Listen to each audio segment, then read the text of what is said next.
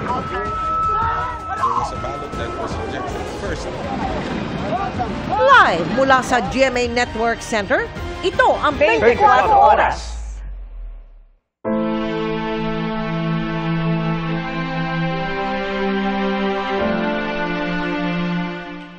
Magandang gabi po, Luzon, Visayas at Mindanao.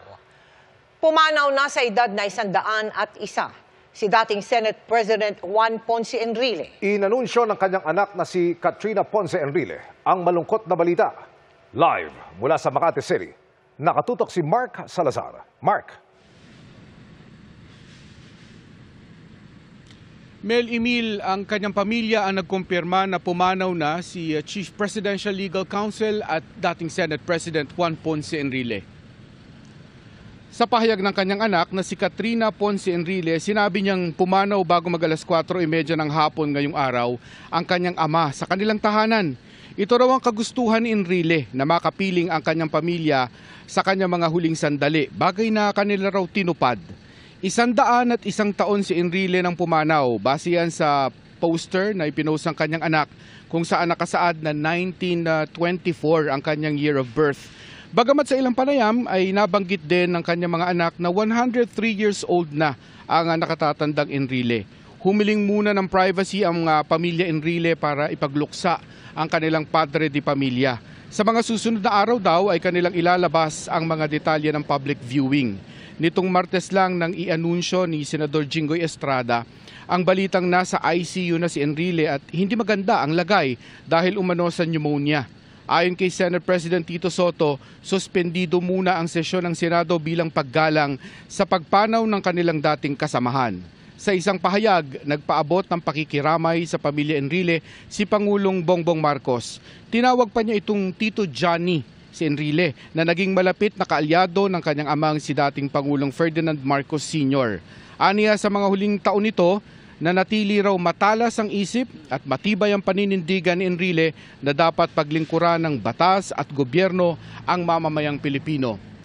Emil, patuloy tayong nakabantay dito sa malapit sa tahanan ng mga Enrile para kumuha ng detalye para sa oras na meron tayong detalye tungkol sa kanyang public viewing ay agad na nating maibigay sa publiko.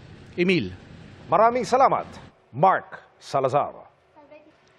Sa edad na 101, walang dudang isa sa may pinakamakulay na karera sa politika, si dating Senador Juan Ponce Enrile. Laman siya ng balita sa halos 8 administrasyon. At hanggang sa mga huling taon ay nagpamalas ng tapang at talas ng isip.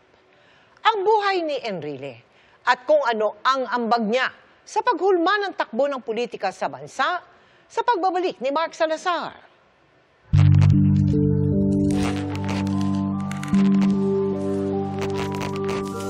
Isa siya sa mga naging mukha ng martial law. Ngunit naging mukha rin ng EDSA People Power. Pero sa totoo lang, si Juan Ponce Enrile walang naging iisang kulay sa politika. Ipinanganak noong February 14, 1924 sa Gonzaga, Cagayan.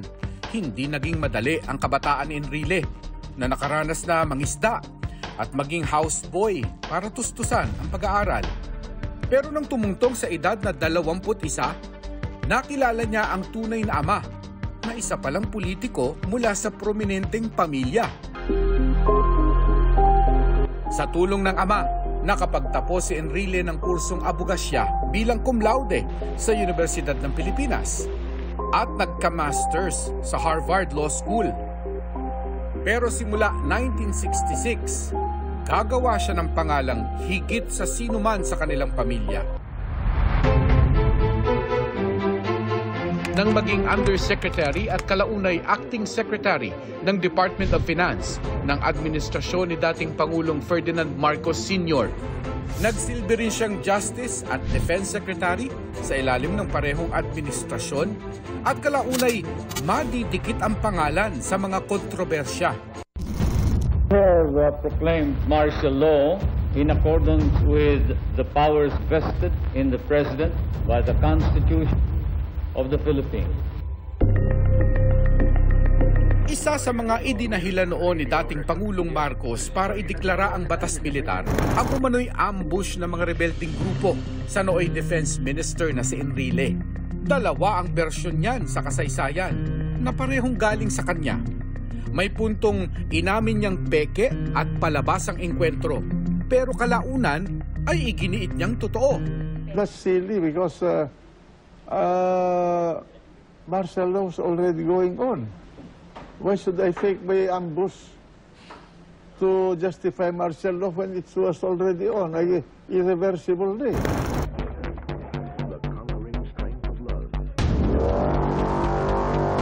Naging malaking bahagi man ng administrasyon ni Marcos Sr., isa si Enrile sa mga naging mitya rin ng EDSA People Power Revolution noong 1986. Kumala siya at ang nooy AFP Vice Chief of Staff na si dating Pangulong Fidel V. Ramos sa Administrasyong Marcos. Nagsilbi pa nga siyang Defense Minister ng pumalit na si Pangulong Corazon Aquino. Pero kalaunay pinagbitiw at kinasuhan ng masangkot sa umano'y planong kudita laban sa Administrasyong Aquino. Tila mauulit ang kasaysayan nang ipaaresto naman siya ni dating Pangulong Gloria Macapagal Arroyo noong 2001. Matapos iugnay sa paglusob ng mga taga-suporta ni dating Pangulong Estrada sa Malacanang bilang protesta. Naging kinatawa ng Cagayan at minsan ding tumakbo sa pagkapangulo noong 1998. Pero pinakatumatak si Enrile sa Senado kung saan 4 na beses siyang naluklok, lalo na maging presiding officer sa impeachment trial ni nooy Chief Justice Renato Corona noong 2012.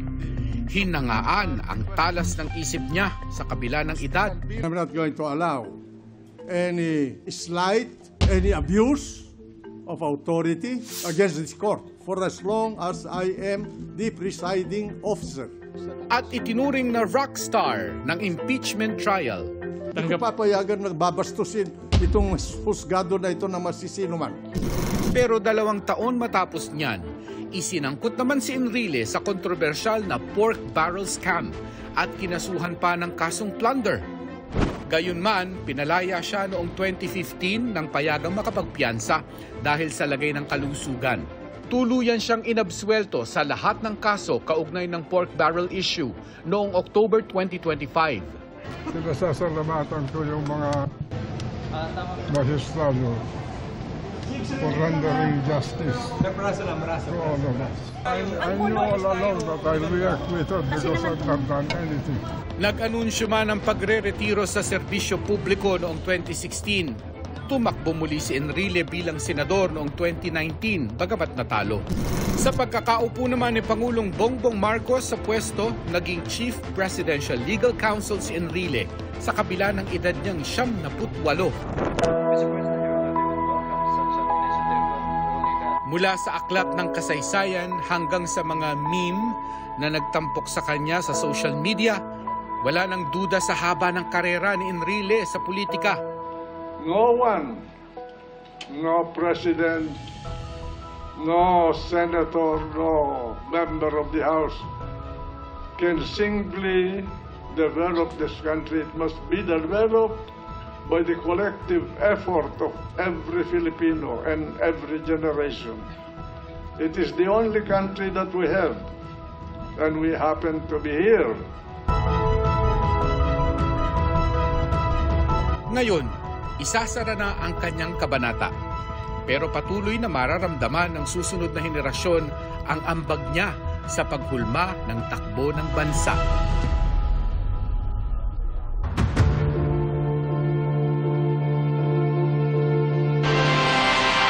Mahigit 3 buwan na mula ng simula ng investigasyon sa manumalyang flood control projects. Pero ipinagtataka ng marami kung bakit wala pa ring napapanagot hanggang ngayon.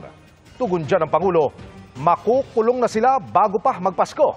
Nakatutok si Ivan Mayrina. Wala silang Merry Christmas. Before Christmas, makukulong na sila. Ito ang tiniyak ni Pangulong Bongbong Marcos sa kanyang press conference kanina. Makukulong na niya ang mga sangkot sa mga maanumalyang flood control project.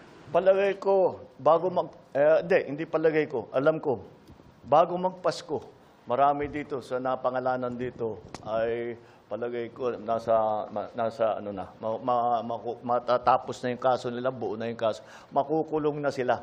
Ayon sa Pangulo, may 37 individual na sangkot sa flood control scandal. Base sa unang batch ng cases referral ng Independent Commission for Infrastructure o ICI sa Ombudsman. Ito ang mga naimbestigahan na at may nakalat na ebidensya. Hindi tinukoy ng Pangulo kung sino ang kabilang sa listahan, pero kabilang sa mga nirefer ng ICI, si dating Congressman at Appropriations Committee Chairman Zaldico, na hanggang ngayon ayaw magbalik bansa dahil sa mga banta umano sa kanyang buhay. Nariyan pa rin ang posibilidad na maging state witness si Ko kung mapatunayang hindi siya ang pinaka-guilty base sa pagsusuri ng korte. Hindi pa nasampahan ng kaso, therefore the request for the cancellation of his passport cannot yet be made. However, when that time comes, we will immediately cancel his passport. Ibang usapan naman ang tungkol sa dating Speaker at pinsan ng Pangulo na si Congressman Martin Romualdez na iniuugnay din sa kontrobersya. Wala pa raw kasing ebidensya laban sa kanya sa ngayon. Not as yet. Not as yet. If something else comes out, then he might have to be answerable for something. So, again, you know, we don't file cases for optics. We file cases to put people in jail or to make people answer. I know that there are many suggestions of who else we should file cases against. Well, we're fine with that. Provide us the evidence and we will file cases against them. Bukod sa pagpapanagot sa mga may sala, layon ng gobyerno na mabawi ang mga pondong ibinulsa sa mga anomalyang flood control projects. Sa ngayon, nasa 6.3 billion pesos na ang naipa-freeze ng Anti-Money Laundering Council. Hinahabol na rin ng BIR ang mga sangkot para sa mga hindi nabayarang buwis at i-auction na rin ang milyong-milyong pisong halaga ng mga sasakyan na mag-asawang diskaya. Pagtitiyak ng Pangulo, mas lalaki pa ang halagang mababawi sa mga susunod na araw. May mga ginagawa na rin daw na reforma ang mga ahensya ng pamahalaan para maging mas transparent ang mga transaksyon sa mga proyekto at hindi na maulit ang mga ganitong anomalya. Pero babala ng Pangulo, pauna pa lamang ang mga mananagot dito sa anomalya at may mga susunod pa. Kaya't, yung mga taong yan na kasabwat dyan, eto, mga walang hiyang ito, na nagnanakaw ng pera ng bayan, tapos na ang maliligaya ninyong araw. Hahabulin na namin kayo. Para sa GMA Integrated News, Ivan Merina, nakatutok, 24 oras. Nagtapos sa kulungan ang 10 taong pagtatago ng isang wanted sa kasong panggagahasa. Ang lalaking suspect, biniktima ang sariling pamangkin noong menor de edad pa ito. Tunghayan sa aking eksklusibong pagtutok. Hindi na pinalagpas ng mga pulis ang pagkakataon. Agad nilang sinunggaban ng lalaki nang mamataan nila ito. Ayon sa Pasig Police, wanted siya sa kasong panggagahasa. Ang kanyang biktima dito na kanyang minumolestya ay kanyang mismong pamangkin. Noong panahon nito na minumolestya niya, ay minor victim pa itong ating biktima dito, 13 years old. So, 10 taon na nagtago itong ating suspect. Mula sa Pasig, kung saan umano naganap ang krimen, lumipat ito sa Quezon City at doon na nagtago. Nang makausap ko ang suspect na nakakulong ngayon sa Pasig City Police Detention Cell, nanawagan siya sa kanyang pamilya maging sa biktima. Sana po, mapatawad niyo na lang po ako, mapatawad niyo po ako sa aking mga gawang kasalanan.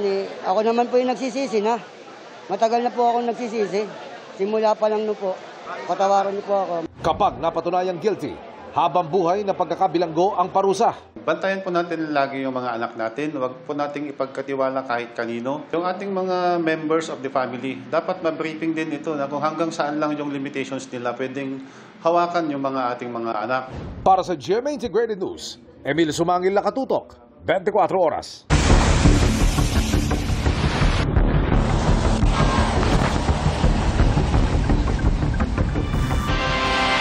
Personal na nakita ni Pangulong Bongbong Marcos ang tindi ng pinsalang iniwan ng Bagyong Uwan sa pagbisita niya kanina sa lalawigan ng Catanduanes. Sinabi tuloy ng Pangulo, kailangan ng pag-aralan ang pagpapalipat sa mga nakatira sa tabing dagat. Mula sa Virac, nakatutok live si Maki Pulido. Maki! Alam mo, Emil, bumabangon pa lang ang bayan ng Karamuran dito sa Catanduanes mula sa magkasunod na bagyong Pepito at Christine noong nakaraang taon. Ay binayo naman sila ngayon ng malakas na hangin at storm surge ng Super Typhoon Uwan. Nangako ng tulong si Pangulong Marcos sa kanyang pagbisita ngayong araw. Wala pa ring kuryente at linya ng komunikasyon sa bayan ng Karamuran sa Catanduanes. Pinadapa rin ng hangin nito ang mga puno ng abaka na pangunahing ikinabubuhay ng mga taga rito. Mahigit 1,000 bahay naman ang nawasak. Kasi yun nga po, pati po mga constituent ko hindi na makangiti. Kasi di ba po sa napakaraming bagyo ng dumaan, halos November na po ngayon, wala na rin pong pondo ang munisipyo. Meron na din lang po kami yung sa quick response amounting to 3.4 million na ang mabibigay lang po namin sa bawat pamilya is 8 kilos. Ang 8 kilos po, 3 araw lang yun. Isang pamilya ni Allen sa wala nang uuwian. Kwento niya, wala naman silang pera para makapagpatayo uli ng bahay. Kaya tumutuloy muna sila sa isang paaralang nagsisilbing evacuation center. Yung mga materialis gaya ng kahoy, yero, pako, ayun, wala pa. Ito ang dinatna na sitwasyon ni Pangulong Marcos nang bumisita ngayong araw. Naglakad siya sa komunidad kung saan nawasak ang seawall sa lakas ng storm surge at nagiba ang maraming bahay. Binisita niya ang ilan sa mga nawasak na bahay at tiniyak na makakatanggap ng 5,000 pesos para sa partially damaged at 10,000 para sa totally damaged houses. May dagdag na tulong din mula sa Department of Human Settlements and Urban Development. Sa kabuuan, mahigit 10,000 bahay ang nasira o nagiba sa probinsya ng Catanduanes. Ang susunod natin na gagawin ay yung reconstruction. Andito ang sekretary ng DSUD at meron silang bibigay na tulong doon sa mga totally damaged at magdadala rin tayo ng mga construction materials, mga yero, pati yung gamit. Pero sabi ng Pangulo, kailangan ng pag-aralan ang relokasyon ng mga nakatira sa tabi ng dagat. Hindi maaring lagyan ng mataas na seawall. Dahil yung tubig dumating hanggang bubong eh. So we have to find another way kung saan nilalagay ang mga nandito para kasi unfortunately ang katotohanan niyan mangyayari ito ulit eh. Kaya huwag natin sila ilagay sa alanganin. Hanapan na natin ng ibang paglalagyan na malayo na sa storm surge. Magdaragdag din ng relief packs ang DSWD para sa halos 200,000 residente ng Catanduanes na naapektuhan ng Super Typhoon Uwan. Ininspeksyon din ng Pangulo ang ilan sa mga nasirang silid-aralan sa buong probinsya ng Catanduanes ay mahigit 1,000 classroom ang nasira. Halos 400 dito hindi na magamit, Emil, dahil wala ng bubong o kaya nagiba ang mga pader. Emil? Maraming salamat, Maki Pulido. Sugatan ang isang taxi driver sa Maynila matapos siyang gilitan sa liig. Mga pasahero niya mismo ang suspect na posibleng namahalan umano sa pamasahe. Nakatutok si Jomer Apresto. Sugatan ng taxi driver na yan matapos laslasin ang kanyang leeg sa Ayala Boulevard sa Ermita, Maynila noong hapon ng November 3, 2025.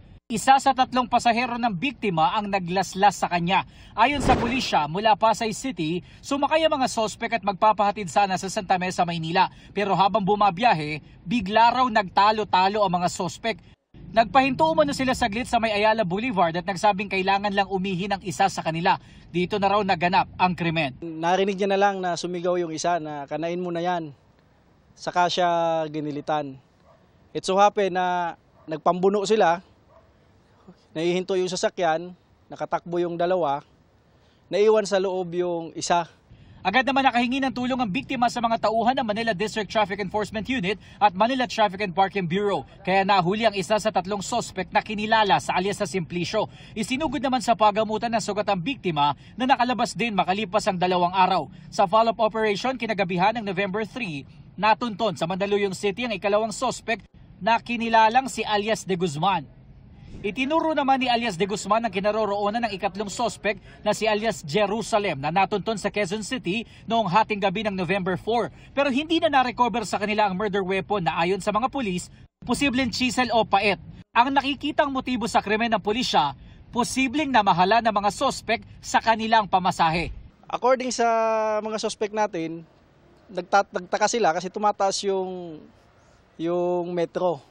Pero according naman sa biktima, parang wala lang pamasahe yata yung tatlo. Sa kwento ng suspect na si alias Simplicio, katatapos lang nilang mag-apply ng trabaho bilang construction worker. Pagkasakay nila ng taxi, bigla raw humirit ng dagdag na 50 pesos sa flag down rate ang biktima. Pumayag naman sila pero 250 pesos lamang ang kabuang pera nila noon at pagdating sa Ayala Boulevard, nasa 280 pesos na ang metro ng taxi. Pero nagsabi na rin po kung uutang ako dun sa dropping point namin. Pagpara po dun sa San Marcelino, Ayala, bigla na lang po siyang lumapit sa driver. Pagtingin ko, may dugo na po. Ako po nagpaiwan ako para gusto kong ma-sure na buhay po yung tao kasi duguan po yung leg eh. Lumabas sa investigasyon na ang suspect na si alias Jerusalem ang itinuturong lumaslas sa leeg ng taxi driver. Aminado ito sa kanyang nagawa. After po nung sabi nga ihinga po ako, kasi bigla na po gumalaw po yung katawan ko po, yung kamay ko po, na-slash ko na lang po. Napagtanto ko po na ba't umihawak ng nakakotsilyo. Pero overpatig siguro po, tsas hutom po. Habang ang suspect na si alias De Guzman, wala raw talaga sanang planong tumakas. Pagkatakbo niya po, inaboy ko po siya. Sobrang ako pong tapot kasi po ang dami ko rin pong dugo sa katawan. Hindi na po ako bumalik po kasi po, iniisip ko baka pumataong bayan po ako pag bumalik pa po ako. Inaalam naman ng pulisya kung may dati na bang kaso ang tatlong suspect. Mananatili sa kustodiya na Ermita Police Station ng mga suspect na naharap sa reklamong frustrated murder. Para sa GMA Integrated News, Jomer Apresto, nakatutok 24 oras. Good evening mga kapuso! Napa-Throwback Thursday si Raver Cruz sa memorable experiences niya bilang isang sparkle star, kabilang kung paano niya nakilala ang girlfriend ngayong, si Julian San Jose. Isa si Raver sa mga aabangan sa upcoming anniversary celebration ng Sparkle this weekend. Makichika kay Nelson Canlas. Mula nang magbalik Kapuso si Raver Cruz 6 years ago, maraming milestones na ang dinaanan ng Kapuso Total Heartthrob. Mula sa iba't ibang series na pinagbidahan. Kahit na! Sanay na ba mo yung pasensya mo? Hanggang sa hosting stints. Thank you, Flash Panel! At dito pa sila mas naging close ni Julian San Jose sa Limitless concert noong panahon ng pandemic. May isa pa raw siyang hindi malilimot bilang isang sparkle star. Siyempre yung unang pumapasok sa akin, yung very first interview nating dalawa, nung pagbalik ko dito sa Kapuso Network. Kasi siyempre yung tiwala na binigay sa akin ng Sparkle din, and na-feel ko talaga yung love. So yun yung siguro pinaka-okay na milestone for me. Kaya todo give back siya sa fans sa dance numbers niya sa upcoming anniversary celebration na Sparkle 30 sa MOA Amphitheater sa Sabado. Isa lang si Raver sa maraming stars ng Sparkle na magbibigay saya sa free concert na mapapanood din sa streaming platform ng TikTok Live ng official Sparkle GMA Artist Center account. Masaya ring nagkwento si Raver sa kanyang experience bilang star sa top-rating primetime comedy action series na Sanggang Dikit FR. General, dalawa lang ho kami.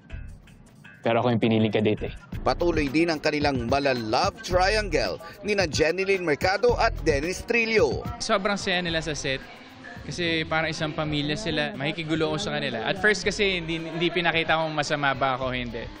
Pero press ko lang, but in the end, good guy naman. Nelson Canlas, updated sa Showbiz Happenings.